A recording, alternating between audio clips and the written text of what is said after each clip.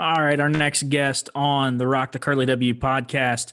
He was, well, let's just say he was the model guy in high school. He was the guy that you always wanted to be. He was the quarterback of the football team. He was the shortstop of the baseball team. He was the top scorer in basketball, but his brother was still always cooler than he was. It's Braden Cook. What's up, B? What's going on, guys? Pleasure to How are be you? here. Absolutely. Glad to get you on here. We do give you a hard time about Garrett, but you guys were always just that little string that Luray got out of you guys, the Cook brothers going through there. That was some good time for Luray athletics. But first of all, we want to talk about your golf game because we see you come out to Luray every once in a while when we're working the clubhouse out there, and we're just wondering if it's gotten any better. That it has not. I still slice the ball. I feel like every time I go, I get worse. So there's that. Yeah, Yeah. it's a good time to be out there with the boys, but I hardly ever keep track of my score because it's always plus 100. So I was about to say Yeah. his miss is right, just like myself. hey, I did hit 90 once at Heritage. So Okay. There you go. That's a and good then the score four at times after Heritage, that, especially. 120 plus. It's a dumb game. That 90 Dumb keeps game. you coming back, though. That 90 It keeps you is. coming Yeah, back. that 90 does. Yeah. But enough about that. We talked about all those sports that you played in high school. What was your favorite one to play at Luray? Honestly, I would say basketball.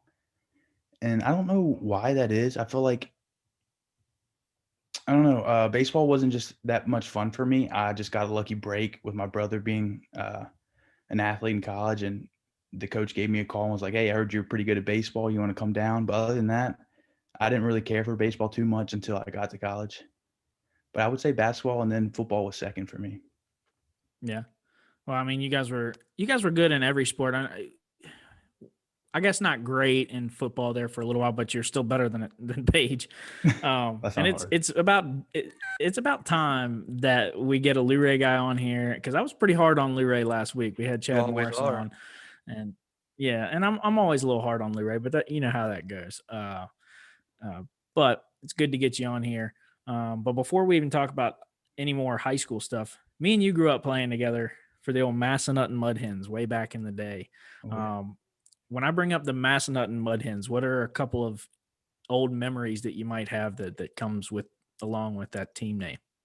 Um, so the first thing I remember is just how hard Tim was on you, and I think in the end that's positive. I was like, good thing my dad's not the coach because I couldn't do this. But I appreciate Tim put me in the hot corner. I was a third baseman in the Mud Hens, and then never played third again the rest of my life. But I Yeah. like to think that developed my hands a little bit. Another good memory is going down and winning states. Yep. I think we went pretty much undefeated that year, and it was a good year. And we went down to North Carolina playing the Nationals. It was a great Mhm. memory. You were so solid defensively when we were little kids, man. You were our third baseman. I played shortstop, and then Tanner played second. And then once we all grew up, and Tanner became a man, and I stayed as a Mhm. squatty little guy. I moved on over to second base, and Tanner moved to shortstop. But and then you ended up moving to the outfield. I don't know how that happened either, but Yeah, me neither. the things that I always think about though are the like off the field stuff, like me, you, and Shannon Seal sleeping on the same bed when we were like 8 years old, Oh, yeah. just sitting there. And Shannon had eaten something that night, and it was just tearing his stomach up, and he was farting all over the place. And then I think after that, we started both mixing them in there and saying like, "Oh, Shannon," but it was really one of us. That was at You your remember old that house, night? wasn't it? No, Yeah, the old yeah, that house. was Yeah, yeah. I do remember that night, yeah. when we were still in the double wide, man. That was, Oh, yeah. yeah, Good those times in were the double throwback wide. days. Yeah. All right. Well, now we'll talk about Luray a little bit, I guess, if we have to. Merce, you want to talk about a little basketball for Jimmy Sanders? Yeah, we both played for Sanders. We know we've probably both got stories. Just talk about how good of a coach he was and how good he was for you, and then go into some stories if you can. Yeah, so I would say Jimmy was probably my favorite coach growing up. I think he was the most like a college coach, and I think he really prepared me for that in that aspect. He held me to a high standard, and I couldn't think of enough for that. And just like little things, like I remember being in football, and I was devastated that I didn't get all district for quarterback. And I remember when I walked in the door, he was the first guy that met me and was like, "Hey man," he's like, "they messed up." He's like, "You're the best quarterback in this district." And so just like he showed that he cared, and it wasn't even his sport, but like he met me that day right when I walked in the doors. He told me, and so yeah, I think he was a great coach, and I think Luray is a big loss when he left, and you can kind of see with how the programs kind of went. But not to knock on that, but he was a great coach. Yeah. So for Jimmy, I know with all these other guests that we've had on, we've talked a bunch about Purdom, and Purdom seemed to be a lot like Sanders in the fact that like he's going to hold you accountable, he's going to want your best every single time that you went out on the floor. And I think from both sides, I've heard that both of these guys are kind of tough on you if you didn't show up to play that day. Oh You yeah, got any he let stories you on? know. He in practice, he Yeah. call you out. He let you know, and it's like that's kind of what separated like people. Either they folded and they kind of tucked their tails, or they're like, yeah, I need to set my game up. And I think Sanders really brought out the best of me. You got any funny stories of getting chewed by Jimmy or? No, I felt like Jimmy was always took my side. I do remember a time it was against Page, and it was at Page. I came down the floor and I had an offensive foul, and Purdom kind of chirped at me. And I remember it was right at the half, and I remember Jimmy Sanders just right on my back, like just taking my side, chirping back at old Coach Purdom, and that was one of my favorite memories right there. Merce? Yeah, I agree with him. Sanders held you to a high standard, and I've got plenty of stories where someone wouldn't show up and he would just not even second thought go after him. So I definitely see that for sure. I remember just thinking not so much a Jimmy Sanders story, but Luray basketball story. Whenever Luray and Page got together, especially when the fans were in the stands and everything, the tensions were high. The place was, just a powder keg. It was getting ready to explode. It felt like with any little bucket or whatever that would happen. I just remember Tanner, and again, Tanner and you and I all grew up together, playing together, so we know each other really well. And Tanner was like bucking up to somebody. I think tensions were getting a little heated. Maybe it was with Keaton Seal, if I remember this right. Yeah. So they were kind of getting back and forth at each other. And then all you had to do is you just walked over, you chuckled, and you said, "Come on, Tanner." And then Tanner just like had that like stone face on, but he was like, "Oh, I do." Yeah, that's a good.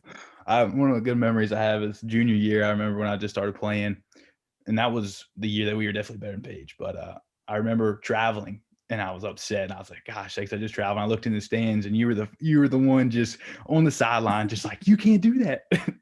And I was like, "Yeah, I hate you, Ty." Yeah. But yeah, that's a good time. Yeah. No holds barred over there for the old student section. Oh yeah, I wouldn't expect anything less. Yeah. Yeah. Yeah. Because I know that if the shoe was on the other foot, that you would be all over me as well. For sure. Yeah, absolutely. All right. So I'm going to give you some more opportunities to kind of brag on yourself a little bit here, but Love we're going that. to shift over to baseball. You guys were always just a thorn in the side of us at Page. I feel like usually during the regular season, we'd kind of handle you guys pretty well. We'd win most of those matchups. And then once it came to like, we would always match up in the second round of regions or sometimes the first round of regions. And it always seemed like you guys would either give us a fit or, even beat us. You guys beat us a few times. I remember Corey Wright hitting two home runs off of Tanner. And that was a tough night. But the one I'm thinking about mostly is our senior year. This was during the regular season. We come to Luray. We've been playing well, and you come up in a big time situation late in the game. And what happened, B? What went down from your point of view? And then I'll tell mine. So to begin with, Page kind of folded a little bit. They kind of choked. They had a couple opportunities to get us out, but it fell our way. And so I came up, and I just remember getting jam jobbed. And I don't know why I tried to push it to the opposite side, but luck fell, and it went right with first baseman's head. And all I remember is just getting absolutely dogpiled. But right before that, all I remember is the right fielder. The game was over, but the right fielder still threw it in, and I just remember Tanner picking it up and chucking it dead center. Yeah. So what had happened that entire night is like things just, I don't know, it was like a domino effect. Things just didn't turn out too well. We ended up having to put in, I think Cole started that game, Cole Schuler, who we've had on the podcast, but he started the game, pitched for a while, and then we got into a tough situation, and Coach Burke decided to put in Corey Amos, and I love Corey, and I'll never trash Corey for anything. He just hadn't had any opportunities that year, and we had plenty of opportunities where maybe they could have slipped him in there. You know, we had beaten, I think Buffalo Gap and Draft were both bad that year. I think we had won games like, 14-0, and had like a fifth inning that I had to go out and pitch in that I didn't need to pitch in, that Corey could have gotten some, varsity reps. And so Corey ends up going into the game, and it's like bases loaded or runners at first and second, nobody out. It's like, if he gets out of this by giving up 2 runs, like, you're happy with it. But there's a ground ball to third base, and Dustin Lloyd, who, and I think Dustin would tell you this too, he was a little bit chunkier back in high school than what he is now, but he was our third baseman. And so he could have literally done anything. Dustin could have done anything. He could have thrown the ball to second. He could have thrown the ball to first. Honestly, it might have been bases loaded because he could have thrown the ball home too. But instead, he tries to beat Chris Griffith, who was standing on second base, who was like the fastest dude on your team. Mm-hmm. He tried to beat him in a foot race to third base, and Chris beat him there. So bases juiced. Then here you come, and you drive in the winning runs. And like you said, Cody Schuler was our right fielder at the time, and obviously did not know the situation. Came up just heaving it. The game was over as soon as the ball dropped in right field, but he heaves it, and it comes in, and it almost, like, I don't know how it all worked out, but like it kind of came by Tanner. It was kind of close to Tanner, and Tanner goes over and picks up the ball, and his dad, Skip, who was our assistant coach at the time, starts yelling, "Don't do it. Don't do it." Tanner leans down, gets the ball, and takes it. And for anybody that's not aware of Luray's baseball field, their football field is directly behind the center field wall. Well, Tanner throws that thing, and it looks like it goes through the field goal post out there. Just absolutely chucks it over the fence because he was just so mad because, obviously losing to Luray, but then for a teammate to not know the situation that much to where he almost hits Tanner with the ball throwing it in was not pretty. But that was a quiet ride home that night. So I think there was a soccer game going on too when he did that. So he might have people just saw a ball come and fly near the soccer field. They were probably confused. And a little known fact there too, Jordan Mercer was on the books that day. Yeah.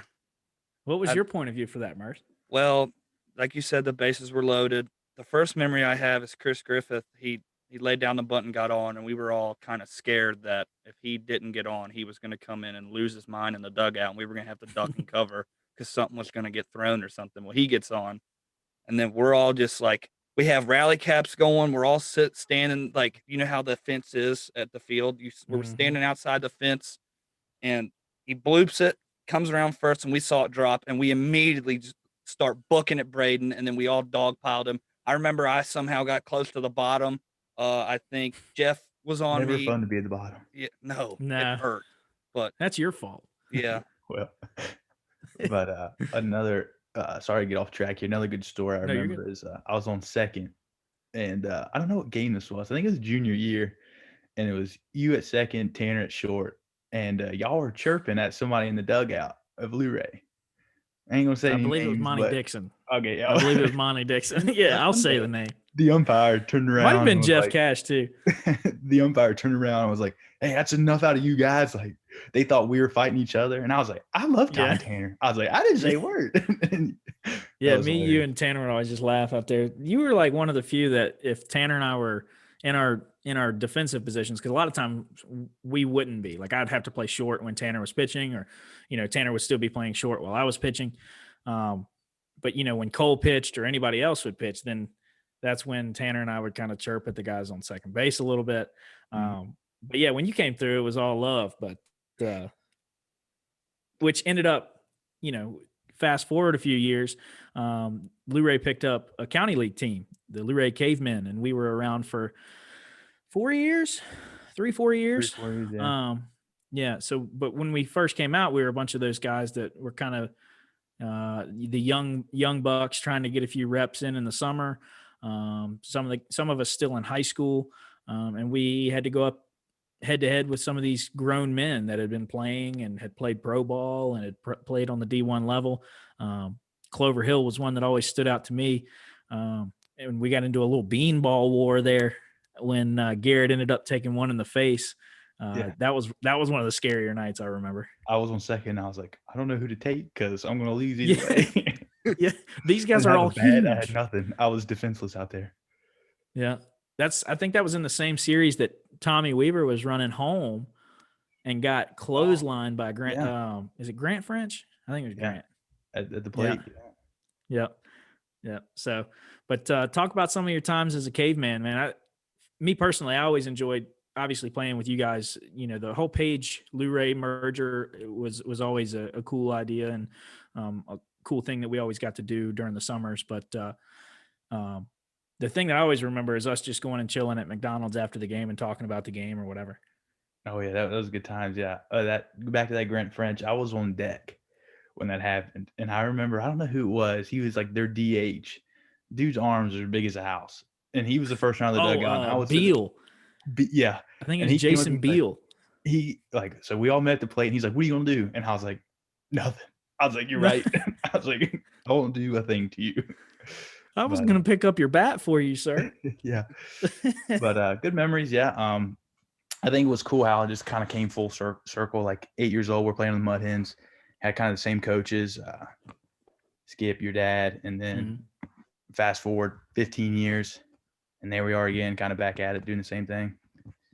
Yeah, and that kind of brings me to something too that we didn't really discuss that we would be talking about, but I was always of the opinion that when that vote came up to see if we wanted to merge the schools and have just one bigger high school, I was always 100% for it. I wanted that so badly. I think, we would have ended up probably becoming at that time, a 2A school, and we would have taken on teams like we probably would have become like a team in the Valley District with TA and Spotswood and guys like that. And I just would have loved for that to have happened. Where were you on that side of things? Did you want that? Did you not want that? It just depended on kind of the sport. I think baseball wise, I probably would have got moved to the outfield with you and Tanner there. I would have locked things you could down play there. Third. But like football, I think it would have been good. Like for basketball and baseball, I think we would have been competitive. Football, putting those teams together and then going up in the Valley District, we wouldn't have stood a chance. It's the two worst teams in the Shenandoah District, and we go up there. There's just no way. That's true. Yeah, that's I think true. it all depends on the sport. Yeah. But I was just of the opinion that like I don't think we would have had problems, and maybe that's just me because I grew up playing little league ball in Luray with all you guys, so I became good friends with all the guys that went to Luray, and then did all my other stuff, in Shenandoah and Stanley and stuff like that, going to Page County. But I didn't think there would be any problems. Like I don't know, I just felt like the reason that we turned down having one bigger school was because the rivalries. I don't know. Maybe that's just ignorance. Yeah. So I don't know. What do you think, Merce? What would you have wanted? See, I was in 7th grade when that talk went down, so I really didn't know what was going on. But now that you guys say something, thinking about it, the year that both Luray and Page made the state semis in basketball, if both of those teams combined, that it would have been one of the best basketball teams I've ever seen. Well, you think about the guard-oriented team that Page had, plus then you throw in Josh McKenzie to that mix. Like ridiculous. We could have beaten you any way that we wanted to. But no, as I've gotten older, that would have been cool, but I don't know. I think it would have been awkward to start. Like we would have those like little chirp fest during school and stuff like that. But I think it definitely would have been cool from like a sports perspective. Yeah. And I'm sitting here thinking of it as strictly sports, but I'm sure it had a whole bunch of other stuff. Probably took some jobs away from the county, having it just be one school and stuff like that. So we won't get into that seriousness on this podcast, at least. But B, the last thing we'll ask you to talk about is your time at King, man. You ended up going there. You mentioned it a little bit earlier about you went there after Garrett. Garrett was a stud there as he was everywhere else. But he called you up and said, hey, come on out. And then how did things go from there? Yeah, so just always being in Garrett's shoes, like I kind of got it all my life. Like, why can't you be like Garrett? And growing up, it was the worst thing I could hear. I was like, because I'm just not as good. But looking back, I think it helped me push myself to be better. So looking Yeah. back, it was a positive. But in the time, I couldn't stand it. I got in high school all the time, and then when I got to college, things didn't change at all. Because I mean, he came off like I think he started 4 years, had over 40 career home runs, and then I come in here and not a And home you run got your hitter. 4. You Yeah, I got your got 4. yeah, I got 4. So yeah, it was a good time. I enjoyed King. I wouldn't change it for a world. I think it put me in a good spot to where I'm at today. So Yeah. And so is that because this happens every single time and I can never remember. It's King College, right? it was when I was the year before I got there. It's King University now. Okay. It's King University, but it's not King's University. Yeah, That's in Pennsylvania. Pennsylvania. Okay. King You University. guys were in Tennessee. Gotcha. So you talk about it puts you where you are now. And for those of the people that are listening that don't know, you are in med school at Duke, correct? Or I'm at physical therapy school, but I'm at Okay. Shenandoah University in Winchester. You're still a doctor somehow, right? Yeah, I'll have my doctorate. Yeah, but I'm doing one of my Dr. B. rotations down at the Duke Sports Medicine Clinic right now. So I'm currently in Durham. I graduate in August. Oh, so I didn't know you were interim. I thought you had like enrolled at Duke. No, yeah, just here for a rotation. I got 6 more weeks here, and then I go back and I work at Centera, the sports med Centera up in Harrisonburg next. Awesome. You'll be in my neck of the woods then. Oh yeah, hang out sometime. All right. Sounds good to me, man. But Merce, you got anything else, brother? I just want to say one thing. Talking about Garrett, he hit the longest home run I've ever seen at Bulldog Field when I was like 8, maybe 7, against Gap. He hit it onto the football field. G did some things when we were playing with them, B, that were pretty nuts, man. Like, yeah, I think we were still in high school. I think we were still in like a tournament or something like that. So the very first game for the Cavemen, the inaugural game, I couldn't play in because we were still playing or something like that. We had to clear a certain amount of days after to be able to play in the county league. It was some weird rule. Anyway, I'm sitting there watching the first game and Garrett hits a routine ground ball to shortstop. And, I'm not thinking anything of it. I'm just watching the shortstop. But I hear these loud footsteps coming and it sounded like a freaking train coming across. And Garrett ends up beating out a routine ground ball to shortstop that, I mean, it wasn't like the kid laid back on it or anything like that. Garrett hit it fine to shortstop, but just and beats it by like a half a step. It was nuts. Yeah. But that's Garrett. Yeah. How's Garrett doing, man? Have you been able to hang out with the family much with all this COVID stuff going on? Yeah, when I'm back home, I've just been busy with school, but yeah, he's a police officer in Page County, so I think he's enjoying it. Yeah, that's one dude I wouldn't run from. Oh yeah, he's put on a few elps, but he could still chase you down. If you're within 100 yards, he's catching you. That's right. Well, Braden, really appreciate you coming on. I know it was a little bit last minute, but always appreciate you being there for us, and really enjoyed having you on, man. I appreciate it. Thanks for having me, guys. Absolutely, B. All right, that's Braden Cook.